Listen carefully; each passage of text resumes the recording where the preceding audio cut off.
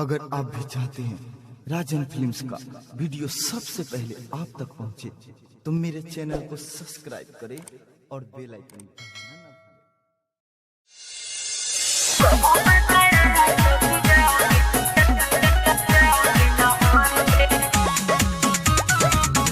Recording studio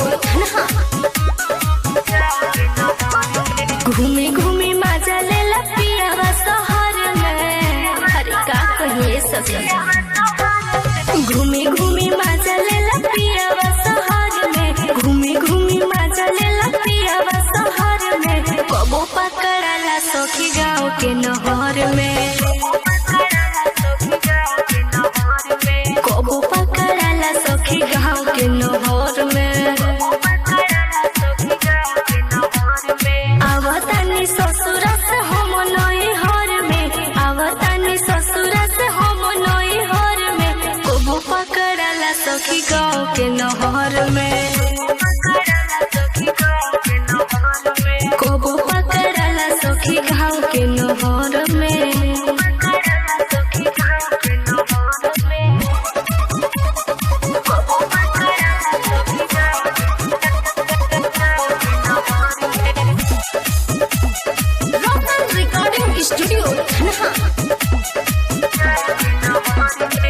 अपन सामान छोड़ी खलाऊ दोसा धरेला मुर चाचा पानी में लोसा। उ तो फेर में रहेला उ कहरे खला रोज सामान उ तो दोसरे। ए सखी लागता कि मरब हम दुख के कहर में। लागता कि मरब हम दुख के कहर में।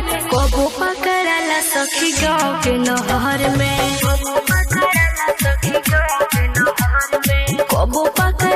सखी गाँव के नहर में।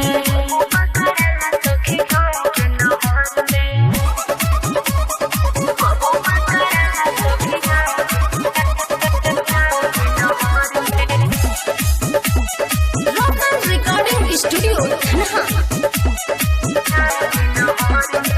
चंदन मधोसी कबो करे नहाला। ओकर रहन हमरा नहीं सोहाला।